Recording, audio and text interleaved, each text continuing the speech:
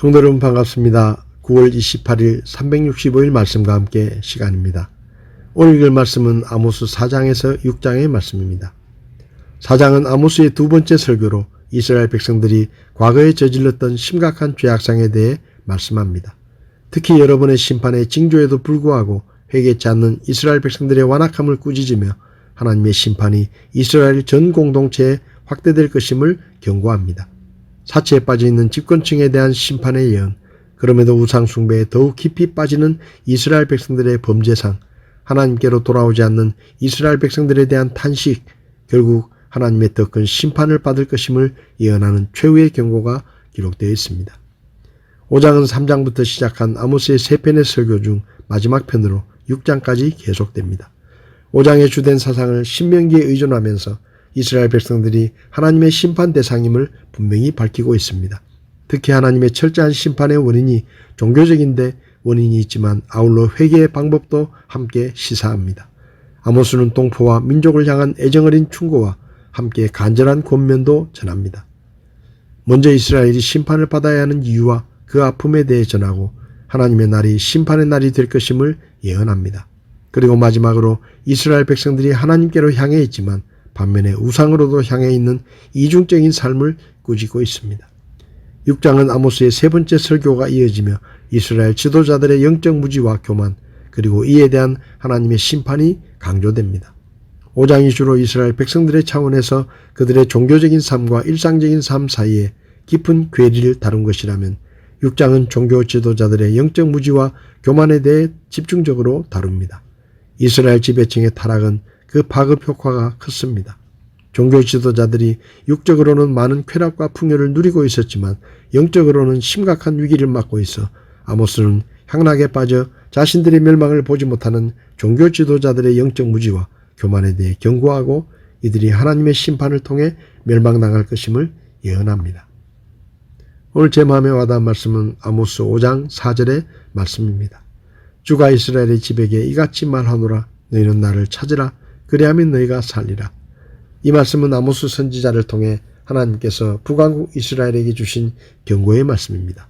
그런데 하나님께서 이 말씀을 주신 때는 여로보암 2세가 통치하던 때로 북이스라엘이 역사상 가장 큰 번영과 안정을 누렸던 시기입니다. 나라가 안정되고 정치, 종교 모든 부분이 안정되었다고 생각하던 때이고 제단들이 이스라엘 곳곳에 들어섰고 수없이 많은 사람이 하나님께 예배를 드리며 기도하던 때였습니다. 이렇게 이스라엘 곳곳에 제단들이 세워졌고 많은 제사가 드려지고 종교적으로 번성할 때 하나님께서 너희가 살리면 나를 찾으라. 그리하지 아니하면 내가 요셉의 집에 불같이 달려드시어 베델을 살 것이니 아무도 그 불을 끌 자가 없으리라 라고 말씀하셨으니 이스라엘 백성들은 이상하게 생각했을 것입니다. 하나님을 찾으라고 우리가 아침마다 희생물을 드리고 3일마다 11조를 드리고 베델에서 길갈로 이 제단 저 제단을 찾아다니며 열심히 예배드리고 있는데 무슨 하나님을 찾으란 말이냐 라고 생각했을 것입니다. 그러나 그들이 찾은 것은 하나님이 아니라 여로보암 1세가 백성들이 예루살렘 성전에 가지 못하게 하려고 자기 마음대로 베델의 제단을 만들고 자기 마음대로 제사장들을 세워 섬기게 한 금송아지의 형상이었습니다. 겉으로는 하나님을 찾고 하나님을 섬기는 것처럼 보였지만 그들의 제사는 하나님과 상관없는 불신앙의 제사, 우상 숭배의 제사였습니다.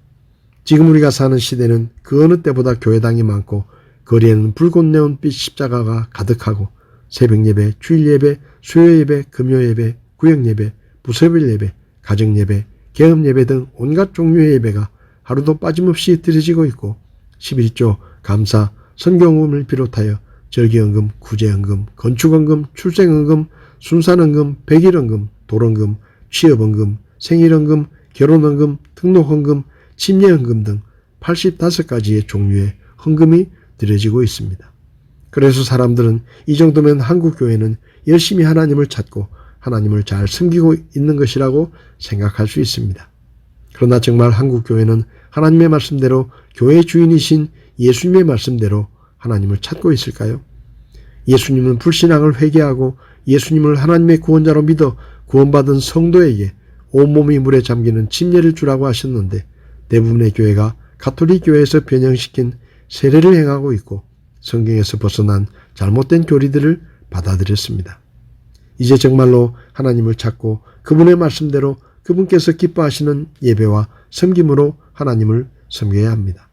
혹시 하나님의 말씀에서 벗어나 잘못된 방법으로 하나님을 찾지는 않았는지 돌아보고 말씀으로 돌아가 고칠 것은 고치고 바로잡을 것은 바로잡고 올바른 믿음과 올바른 방법으로 하나님을 섬겨야 합니다. 그렇게 순수한 마음으로 하나님의 말씀을 따라 하나님을 찾을 때 그것이 바로 가정과 교회 그리고 이 나라가 사는 길입니다. 오늘 하루도 신실한 마음으로 하나님의 말씀에 입각해서 하나님을 찾고 그분을 믿고 섬기는 하루가 될 수 있기를 바랍니다. 9월 28일 365일 말씀과 함께 오늘도 함께 해주셔서 감사합니다.